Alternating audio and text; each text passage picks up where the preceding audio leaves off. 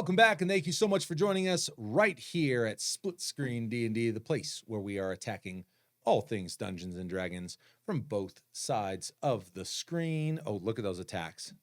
Devastating. Yeah, I'm a fighter with action surge right there. Ooh, Watch out. I was feeling that big time.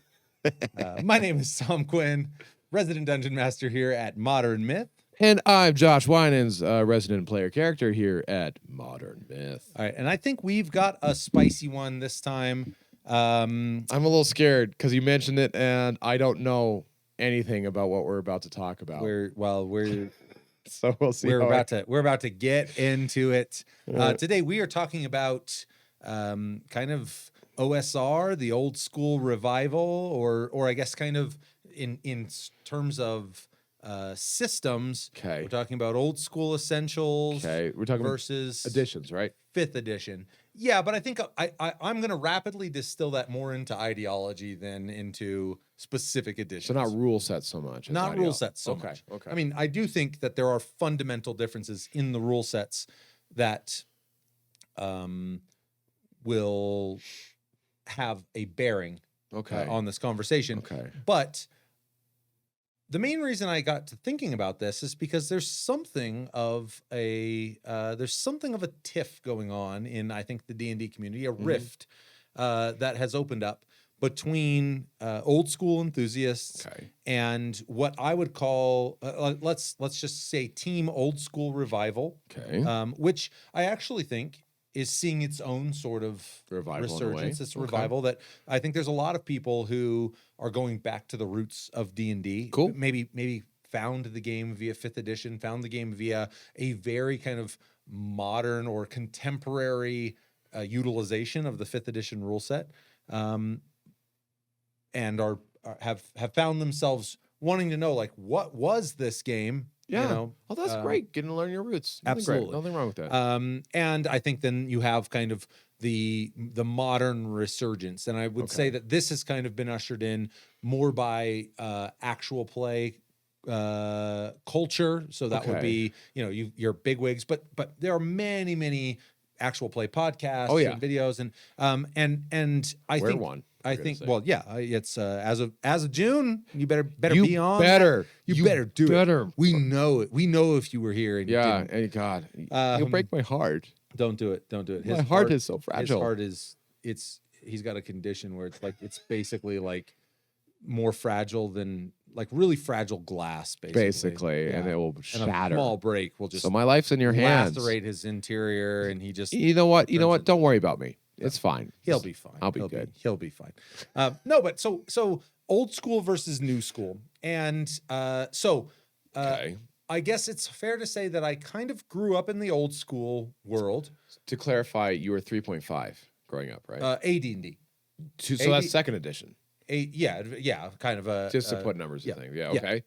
It's not your alpha D&D, but advanced D&D is I guess where I got my introduction, though I will say I have spent infinitely more time in the modern D&D space, because that was that was way back in early high school. Gotcha. And then I had this huge gap where I wasn't playing. Yeah. And then kind of as we all came together as friends. To the greatest edition ever. 4th edition. To 4th edition. Everyone loves 4th edition. I am going to actually make sure 4th edition remains out of the. You're gonna cut this. I'm cutting it. No, but and so I'm a little taken aback that there are people on both sides of the fence. Who aren't immediately going, there's so much common ground. There's so much more we have in common than we have apart. That's what my first thought when hearing that is. It's like, well, not so much even that. It's like, hey, you play the game you want to play.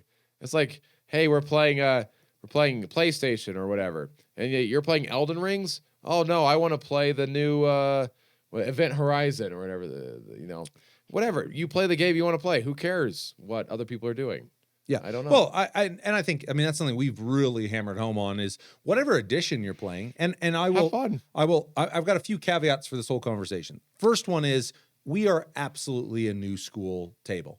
Yes. I think there Which are. is the purest way and the best way to play this game. This is the shit that is stoking that fire. So It's like- I have to preface, I have no idea about any of this stuff Tom's talking about, so I should be careful that I'm poking a fire. I have no idea how big this fire is. no. I mean, I think people catch that we're riffing here. I but, hope so. But it's a deal where, despite that, there are plenty of things I think about the new school space that are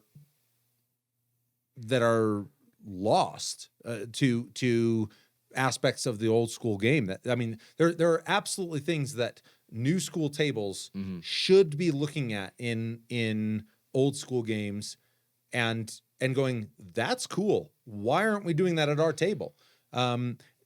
So one of the first caveat is that.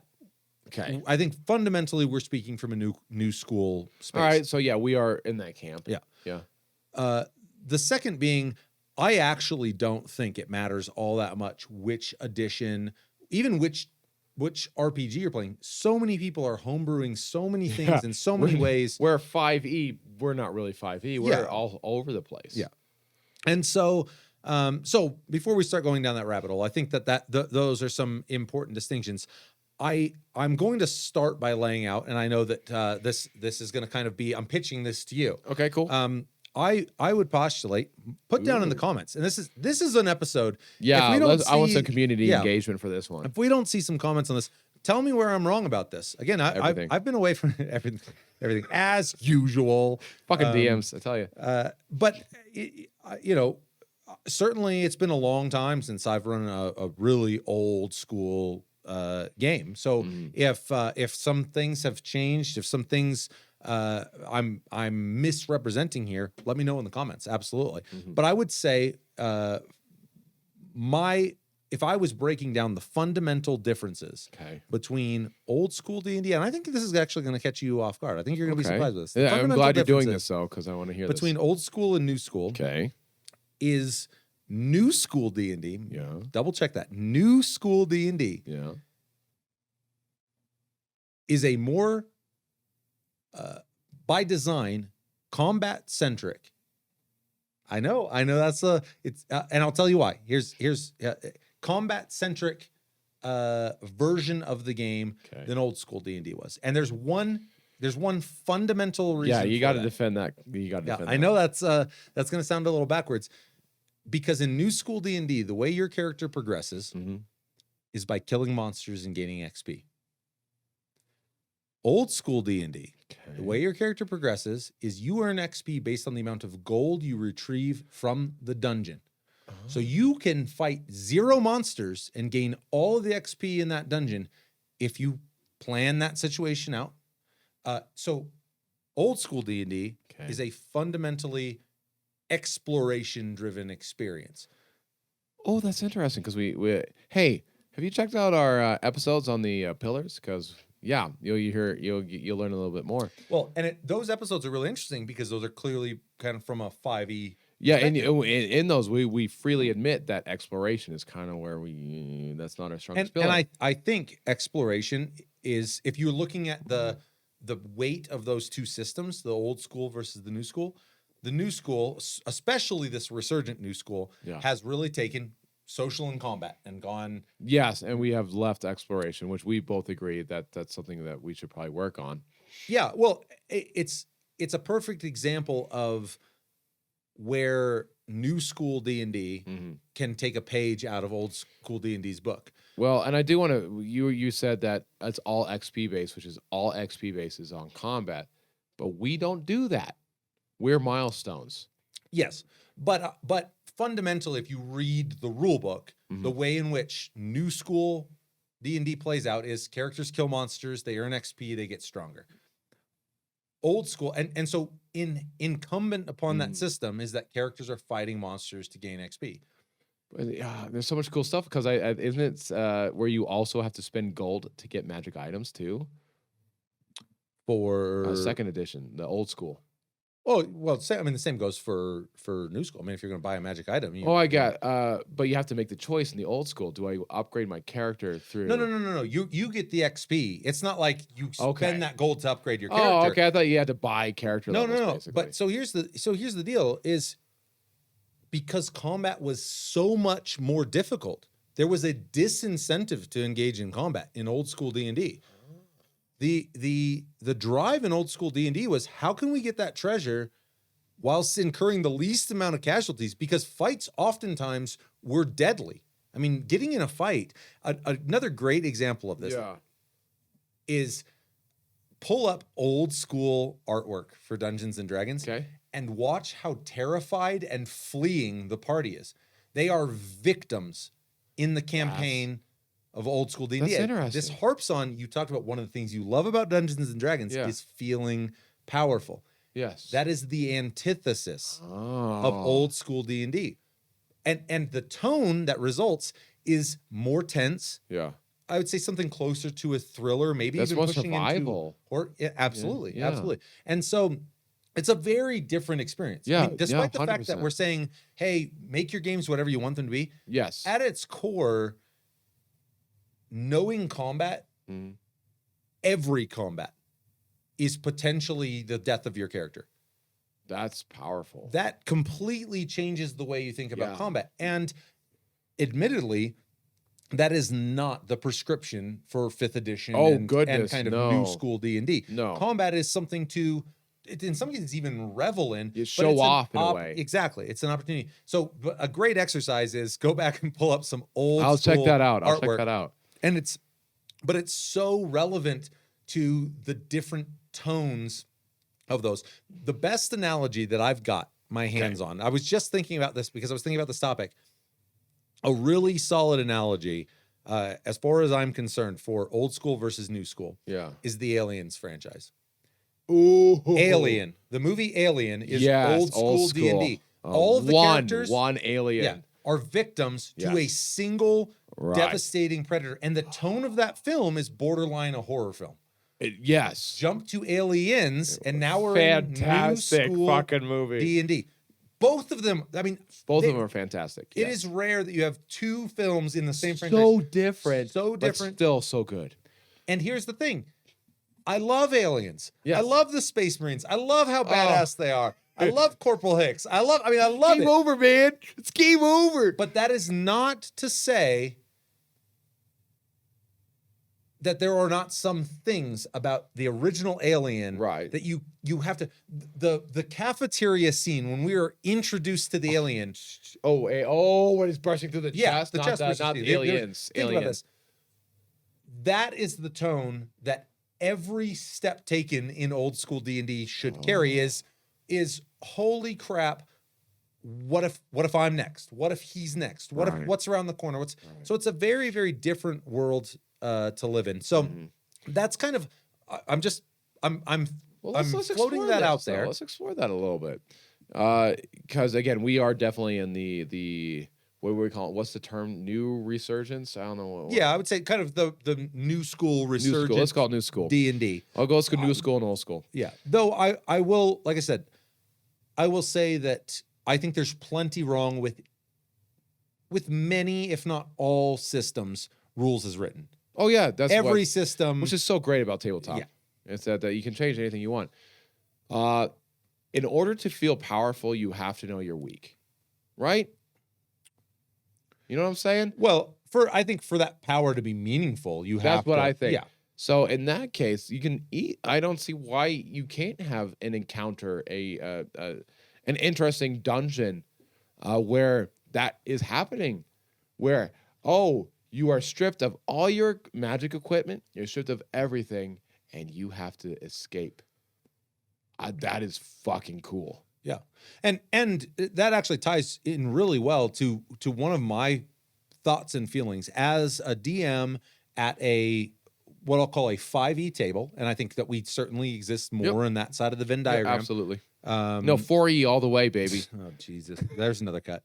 No, but if you are of the mindset that you want to play 5e and that's where you want to be, consider old school essentials. I mean, even Yeah. if you actually get the rules for old school essentials, Mhm. brush up on old school D&D and consider that an actual encounter type that you can integrate into your broader 5e campaign. There's no reason, and here's something that I really like. With our campaign, we are working towards this kind of climactic undead apocalypse or potential undead apocalypse. Yes, that's what we're trying to prevent. So I know, narratively speaking, as far as an arc is concerned, we are going to move into territory that needs to feel dire, that needs to feel scary, that needs to Yeah. feel.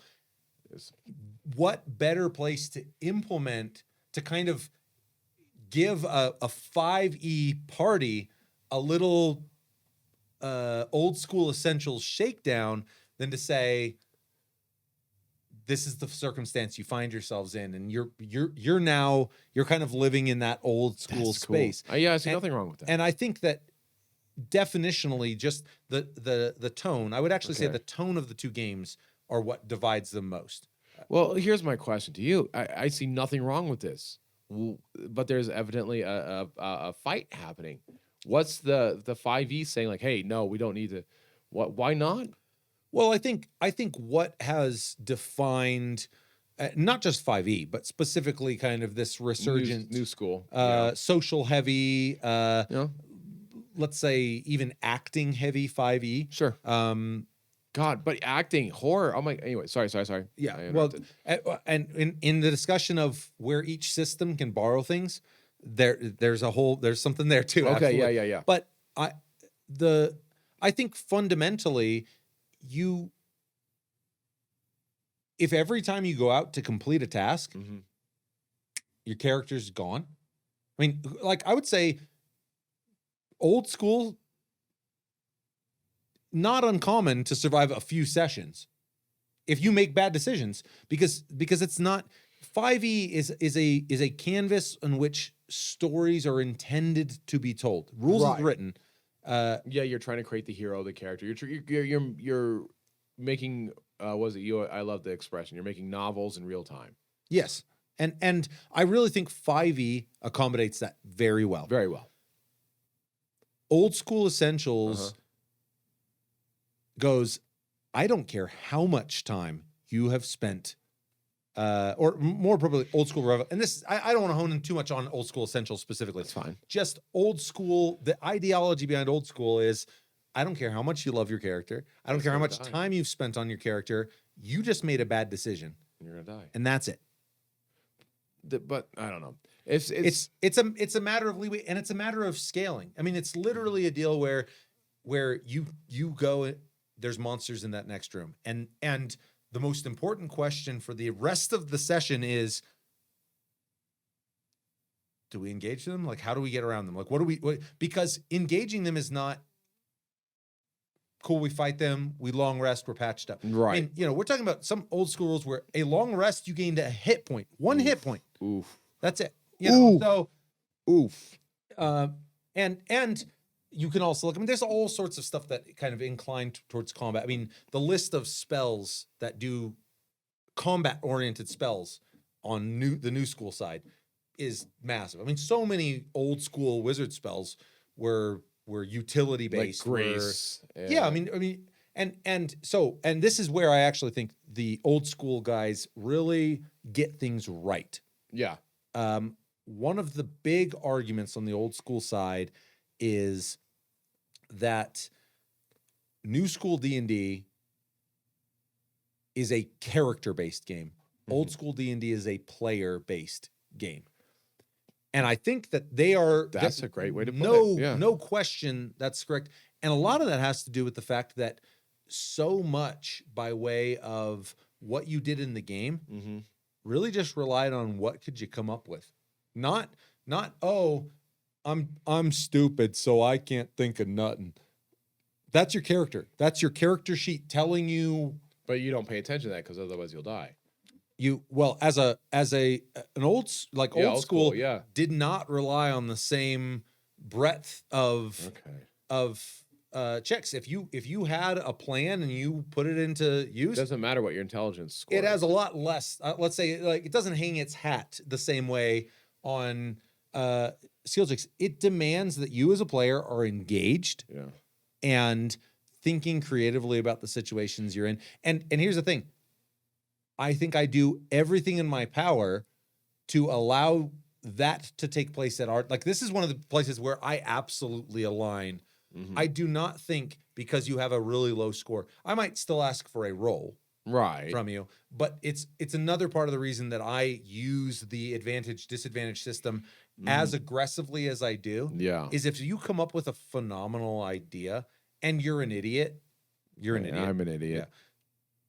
Like, you know, I mean, Yeah. what's the old there's a really good saying for, like, even when you're wrong all the time, Oh, you're as right. a blind squirrel finds a acorn every once in a while, kind of a thing. That, I mean, that's not the one I was thinking of, but that's it exactly. Like, who am I? If you say that at the table, you come up with a brilliant idea for me to go, like, all right, well, but you've got a intelligence of 6, so roll XYZ with disadvantage. Like, that sucks. You Yeah. came up with a great idea. It's engaging. It's moving the story forward. And I think something that the old school guys really get right is not allowing numbers on a page to detract from really good gameplay at the table. Yeah, that's a good point. And well, hearing you talk, it sounds like 5e can learn a lot from the old school. well, New school. I think that's an easy perspective for me because I run 5e and there's a lot that I like and try to implement. So flipping it though, it doesn't sound, if you're playing an old school game, there's not a lot you're going to want to take. Like, you're not going to want to get heavily invested in your character. Well, I think that depends. I mean, character death is as potent as you and the rest of the players at the table are invested in that character. Okay. Now, if your character's, I mean, the idea is not we rush headlong into every dungeon, Right? You and do get want to survive, slaughtered obviously. yeah.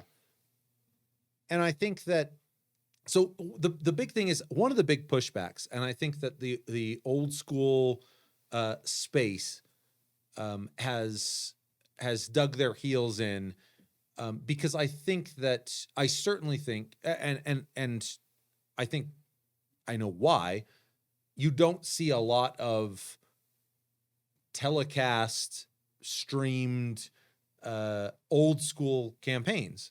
Yeah, I can see that. It's a lot. Yeah. It's, and I think that there's become a there's something synonymous between the more cinematic, theatrical, easily digestible gameplay, and new school. And I don't think those things have to be exclusive. Okay. Like, I don't see there being any reason why the aspects of the game that I think have become synonymous with, let's say, modern 5th edition, which is let's say a more, I'm going to use the term theatric game. I actually agree that I think the theatrics, the cinematics, lends to everyone's investment at the table. I mean, it's why we run the game the way we run the game. It's, I 100% agree. There's going to be people out there who disagree, but I would say if you can look across that chasm and go, all right, we're having a ceasefire for a moment. Right. Absolutely.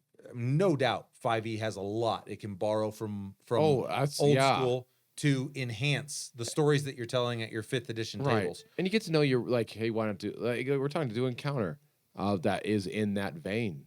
That's super cool. It breaks up the gameplay. Absolutely. I mean, in terms of, we talked about contrast a lot. Oh, it's great. It's a very contrasting element. Yeah, it's beautiful. But I absolutely think that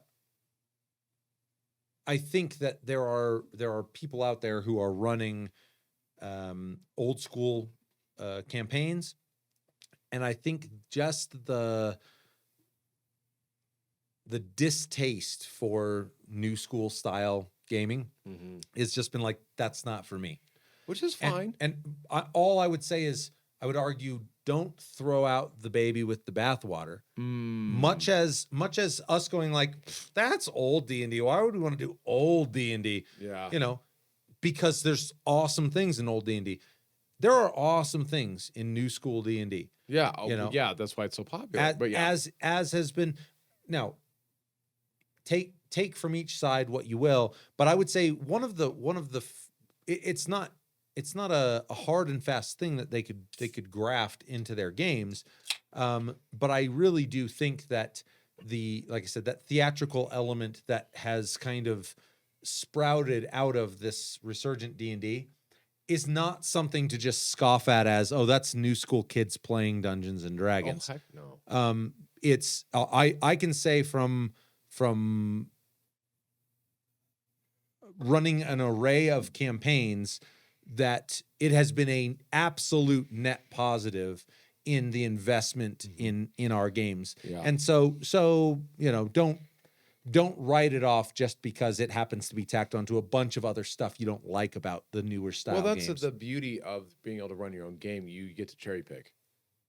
Absolutely. I mean, I think, and one of the immediate couchings when we started this conversation, like I said, I don't know where we land between 5e, and I absolutely think, you know, again, in that Venn diagram, we borrow more from the 5e. Yeah. And I will say, you know, when we're talking about the pros and cons of each, Yeah.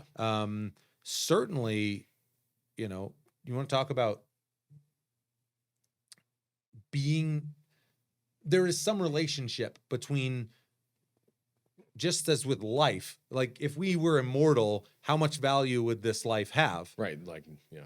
So there is something to be said for like the mortality of your character in old school editions. Right. You know, should drive you to like for a 5th edition, a new school player, what could that do to your attachment to your character to feel more mortal? Right. Which is only positive, I feel. I absolutely. I think there's some big benefits there. Yeah. One big pro, and this is less in the game, absolutely 5th edition, I think, is a more approachable system for new players. And so something I would say is, if for no other reason, those people who discover D&D get cut their teeth in a new school setting and go, I just kind of want to know what the old school's about. That is such a net benefit to the broader tabletop community. There's going to be people who start at 5th edition and go off and find a totally different tabletop RPG system. But in a lot of cases, credit where it's due, that 5th edition has brought so many new players into that space because they have made a rule set that is very digestible to all sorts of new players. Yeah, I was about to say, I think 5e's takeoff is hands in hand also with the explosion of real plays that are happening. Absolutely. Well, and I think, you know, it's hard to say it's a chicken and the egg scenario. Yeah, which came first, right? Are the real plays a byproduct of so many more people playing?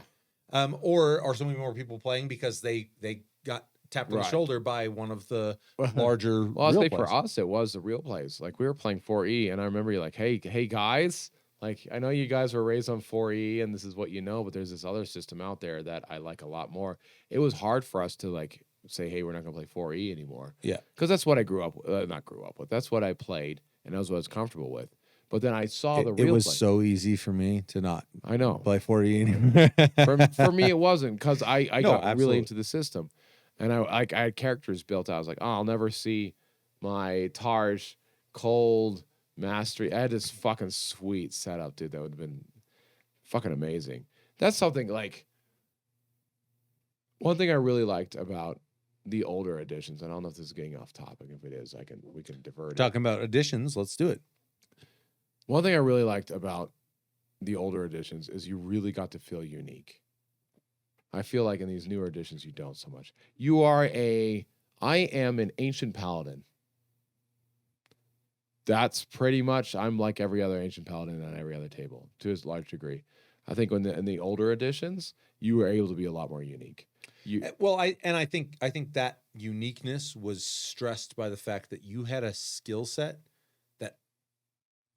that did not overlap well with everyone else's. Mhm. And those scenarios we're talking about where it's like, what do we do? Mhm. You know, and again, that conversation, this harkening back to the exploration pillar conversation we had, Yeah, that's worth getting back into. it's kind of exactly in that space of, we all have these skills. Mhm. How are we going to be creative with them to overcome? And it's not just necessarily we're lost in the woods, or we're, you know, it's, we know that there's death in the next room, Right. but the room beyond that is our Sweet payday. treasure. Yes. How do we get that treasure without? It's not. I mean, there isn't even sometimes not even an option of fighting. Right. And you just realize, you go like, if this turns into a combat, we all die here. Right. You know, it's a red dragon. That's what's guarding the treasure. Ancient red dragon, you're level 3. Yeah, I mean, whatever the stack is, but it's a deal where you're acknowledging that there's no way, and Right. and something new school players have a really, really hard time with Mhm. is acknowledging when there's no way. Yeah, I'm trying to think. That doesn't happen very often. That's why I'm like, the more you're talking about this should happen. Yeah, well, I think again, the 5th edition system is designed to. That's not the case. You're always able to overcome everything. Well, yeah, I think it's designed such that it doesn't present, or I should say, rules as written doesn't present no-win scenarios. Right. And I think old school was more than happy to go, this is what you see in the next room. You did a good job. Like, Right. you're already ahead of the game. You know what's in the next room, and they Right. don't know you're there. That's a huge benefit. So, Right. you know, but looking at it, you've assessed the situation. There's no chance. Right. Now do you decide, do we turn back, go back to town and lick our wounds with no XP? We don't gain any gold Right. from. You'll be a net loss probably because you have to refill your. Exactly. Yeah. And so there's so much about that system that is right. That is, you know. Yeah. It's realistic. Yeah. But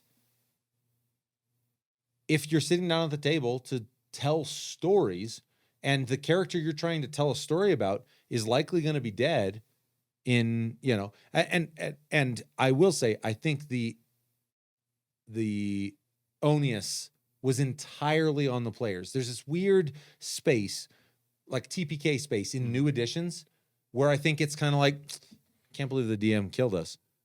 That's the feeling.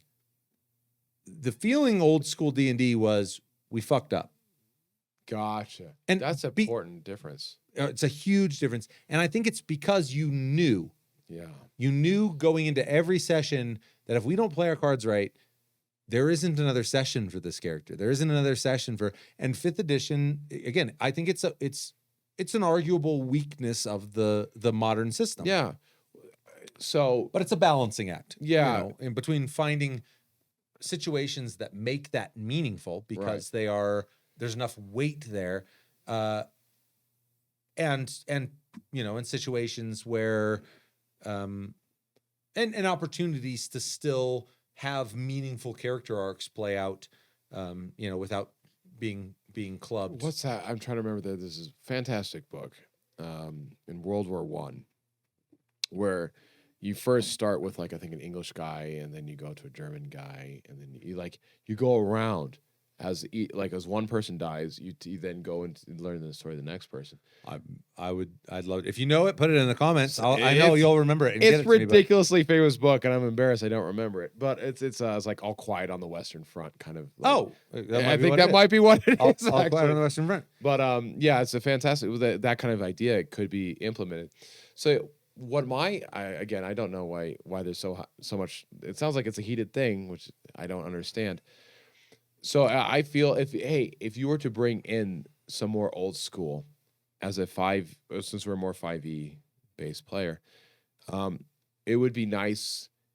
Don't just spring it on us. If you're like, hey, we're going to now do a dungeon in that more style of old school. Don't be like, all right, now you'd find like, Well, set us up a I little. think, yeah, no, absolutely. And that's, I would say, certainly an argument, I guess, kind of from the old school side is why wouldn't you be feeling that way every time you step into a dungeon? Well, would, yeah, you know, okay, that's so- fair, but- but that's just not the way the game's set up. No, and absolutely. For 5e. And like I said, I absolutely think, I mean, introducing more old school elements, say we wanted to do like an old school murder dungeon as a And we have those, don't we? What's that one? I forget. Waterdeep? Is it Waterdeep? I forget what it is. oh, well, there's a Dungeon of the Mad Mage. Yeah, there's, there are where yeah. it's that but level. like, you know, like the real OGs, like Yeah. Tomb of Annihilation. Thank you. Tomb of Horrors, Annihilation. That was yeah. what I was thinking of. And but so that's my feeling is that those are excellent additions to the 5e landscape. Mhm. But kind of what you illustrated is new school players have become so attuned to not thinking that way. And God, that is a weakness, I think, of the fight. I think they're rightful to call that out. It's absolutely the case. I think part of their distaste for the system is you're an adventurer. You're walking into a cave that you've never been in before. Right. And you didn't bring an adequate amount of rations. Are you kidding me? Right. Like, or, you know, whatever the complaint is, there is an absolute justification if what you're interested in is that tone of game, a game that is asking you to take this situation that seriously. And I think there's huge value in that. So huge value, because again, you don't appreciate food unless you've been hungry. And I don't mean like, oh, I skipped breakfast. I mean, gone days without eating. That first meal you eat is the most delicious meal you've ever had in your life. Yeah. Yeah. And I think, and to your point, I think it's a very small contingent of both sides that are digging their heels in and going, this is the right way to play vocal D&D. minority. Yeah. But so we've thought about, like, we're in the 5e camp. And there's so much we can gain from the old school and should. And so for the old school, looking at the new school, do you think they should embrace more of the social pillar? Well, I don't know how much it's the social pillar. I think it's the way in which you're interacting in the social pillar. Okay. There was just a conversation going on that I was engaging in on Twitter with regard to. By the way, are you following us at Mod Myth? At Mod. That's Mod_Myth. Thank you. But check it out. That's a great conduit to our site. Plug. There's at least one shameless plug per. We got to do it. We got to do it. But that also gets you to our YouTube, which is the most important plug, because if you subscribe on our YouTube, you are going to get the heads up notifications for the launch of the Rakish Rovers campaign, future split screen D&D episodes, DM in the PM. We actually have some very exciting stuff coming down the pipeline. Oh, he just told me some cool shit that's happening. We can't really see yet, but I'm super excited for this there's shit. Gonna be some cool stuff coming down. Jump over there, like, comment, subscribe. If you're already watching us on YouTube, it means the world to us to reach out with that mouse and click those buttons. All it takes is this. Boom. Wait, is it more? Boom. There it is. It's a magic finger. Look at that guy. For those of you who are joining us via podcast, this makes no sense right now. And I'm not clicking clarifying. I'm clicking the He's shit. Clicking it. He's clicking hard. But no, I think I really do think that there is so much to kind of be gained from that space. Yeah. And I think that because it will actually add more weight to what you're doing, which is what the whole point of the old school resurgence is. Well, I think that the tone and tenor and the conversation that I was having on Twitter was effectively role playing does not mean acting. Change my mind was effectively kind of the and here's the thing, they're not wrong. Okay. I mean, I think you can absolutely role play in the third person. You can absolutely role play. In the, 100%. Okay, I see what you're saying. Yeah. But from our personal experience, has the social pillar been a more meaningful element in the broader experience of the game in the first person or in the third? First. And so, and that's all I basically push back. I say, I completely agree. If what you love doing at your table is all of your social and third person, do it. We touched on this in the social pillar. But I do think that there is a tendency in the old school community Mhm. to go, oh, putting on that persona, get, again, the theatrics, I'm putting that in quotes. That's a new school thing.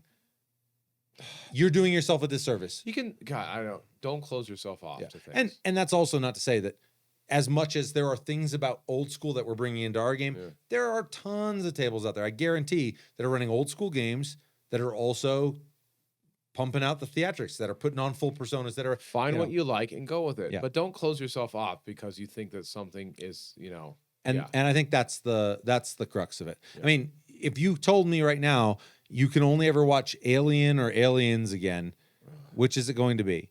Aliens. I'm sorry. Well, that's why we're on the 5e table. I mean, Yeah. it really is. But the thing is that I would be so heartbroken to never be able to watch the other again. Yeah. Because they both bring so much to God. the ethos of that space. And that really, I think, encapsulates this entire conversation. Totally derail the conversation right now Oh, because no. I know I do this all the time. Have you seen the Alien in Blu-ray?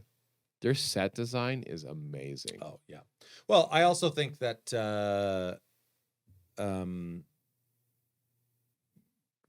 artistically speaking, I guess you'd say, like Geiger's work was all the inspiration for the xenomorph and is still some of the most compelling science fiction artwork. And I think, that franchise, I would actually argue, there's some solid sci-fi entries, but Alien is so damn good. It's a little sad that they've kind of bastardized it as Hollywood is, as they do everything. Yeah. Anyway, I'm not gonna get on that soapbox. Not gonna do it. But I don't know that there's a huge amount to round up. I would be really curious. To just get a sense of, from the player perspective, from someone who has espoused the notion of feeling powerful. Yeah. Oh, very much. That's one of the things that attracted you me. also don't seem entirely averse to the fundamentals of old school D&D. Talk with me about that. Yeah, absolutely. Well, yeah. I don't know if this is so much the players. This is just me personally, but I love challenging things. I grew up playing a Nintendo, and I like Dark Souls. Wait a minute. NES Ninja Turtles water level. Fuck that shit. Fuck that shit. I think I beat it one time. Here's the thing. Fuck that level. I actually think that might also fit into our analogy. But I think there's probably something. No, actually, the problem with that analogy is you have no choice but to play that level. And I was about to say, I played it all the time, and they're like, I play Dark Souls, and I enjoy that game immensely. I haven't played the new, what was it? Elden Ring. Elden Ring, I haven't played it, but I enjoy those games very much. So it's being powerful. How do you feel powerful? What is the definition? Well, if you're stronger than everything, then it's meaningless. You have to face mortality. Mortality is an important thing as humans. Hey, as a personal development, you need to understand that you're mortal. As a character in an RPG where you're facing fucking demons, it should be a pretty fucking important thing. So I think in that it sounds like they really got that figured out. That's a very important thing. I think that's what helped bear the torch such that a 5th edition even exists. I mean, you had guys, playing old school, we're talking OG Dungeons and Dragons, where it was, it was that. It was a horror show, in many regards. And there's nothing wrong with that, but there is a point where I also do want to feel powerful. I want to feel a connection to my character. But yeah, from the 5e camp, if you were to suddenly introduce like, hey, BT dubs, we are now on a ship and you don't have any equipment and there's a vampire on board. Fuck, that'd be a cool encounter. I'm going to remember that. I know. No equipment. Completely. You said completely cut off from your goddess. Because we're at the point now, we're like level 10 now, that you need to like hamper us in some way. Yeah. Well, so something else I will say about, and this is a narrative aspect, but I think your narrative can skew your game to exist closer to the old school fringe versus, because again, in old school, you were a guy. You were a guy who had a sword. Right. I mean, it was not You were not some child this of prophecy. yeah, you were with this class, with this subclass, with these feet, all this. You were an average Joe. Right. And if you survived a couple dungeons, you were probably, much as in all of D&D, infinitely more powerful than your average person. Right. But you were also equally likely that the next dungeon was going to be it for you. Yeah. And so, but I do think that there is a tendency in the 5th edition space to allow your stories to scale with player levels. Like as an example, at the 11th level or so, where the Rakish Rovers are kicking off, we could be doing some super fantastical shit, like really, really out there. We're getting to that point. Yeah, and to some extent, I mean, you're going to need to continue to challenge your players, but I actually think that there's a huge amount that can be done with regard to the stories that you're telling at your table, and allowing those stories to remain grounded, remain mortal, remain that nods to the fact that, your whole party doesn't have ethereal angel wings and you're flying into the heavens and you're, right. You can still tell a high level story on very human terms, which is, I think, what the stories of old school D&D really succeeded at. Is you're telling a story about people who are horrified to be in the dark when that last torch was burning out. At the same time, they're still rising to meet the challenge. Exactly. I mean, there's so many people. They could have been a shopkeep. They could have been which is just so much more heroic in my mind. Which is speaking of low levels of 5e, I think you get more of that. I think you certainly get that feel. I think there's been, there's so much talk about the problems with high level. Yeah, 5th edition. I can see that. Yeah. But I think that's something that didn't plague older editions, partially because you generally didn't find yourself, but also because it was a very challenging space from the get-go. There wasn't some point where your power curve just started exceeding that of the broader game world. There was always something more deadly than you were. Yeah.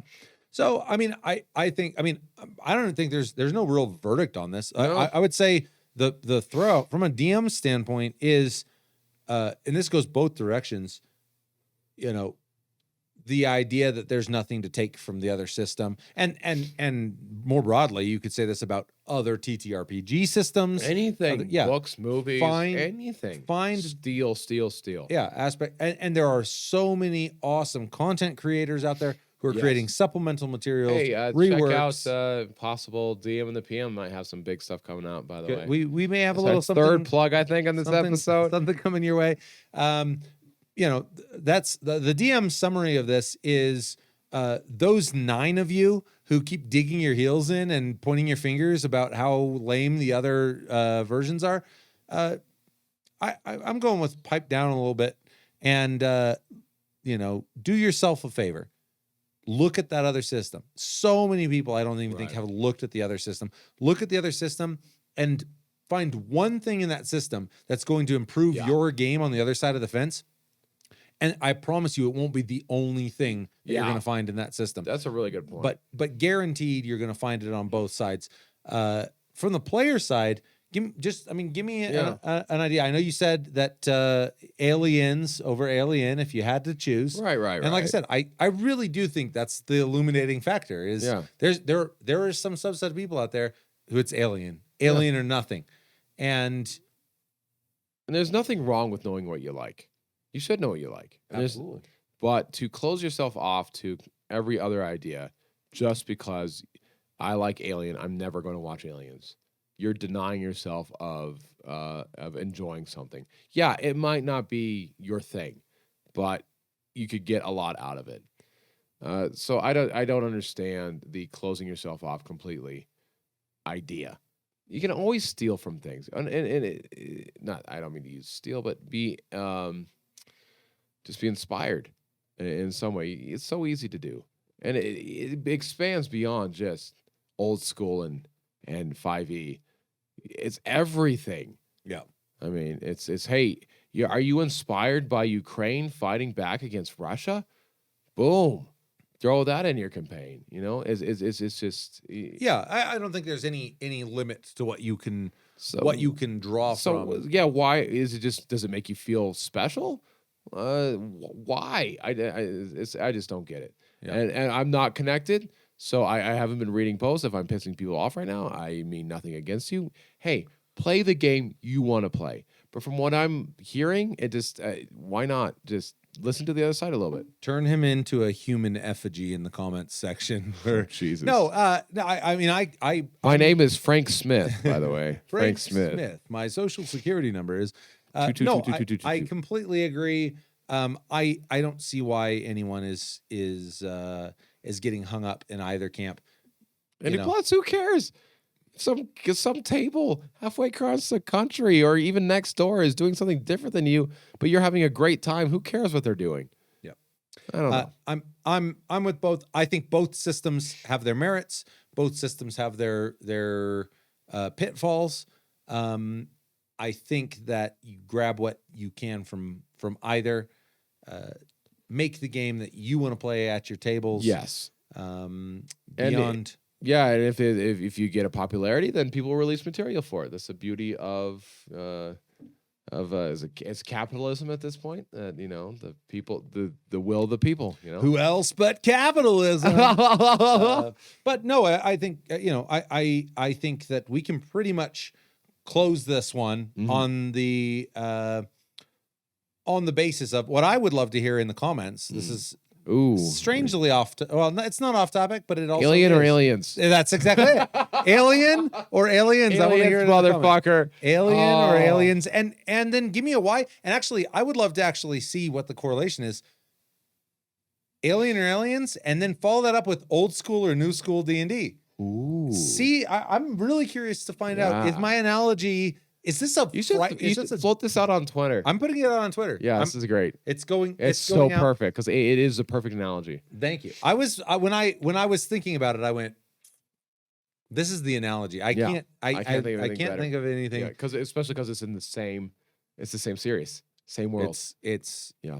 Anyway, I think that just about does it. Here for let's call it old school versus new school. Yeah. I don't think there's so much of a versus in there. But you guys keep playing the games you love playing. And until next time, you, sir. Yeah.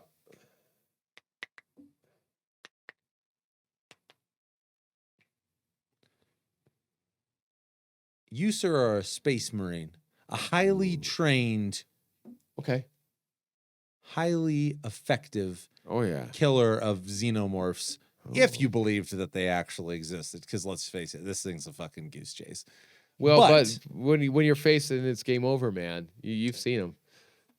So is that the situation? Is it before we've seen them, or is it when we're in the shit?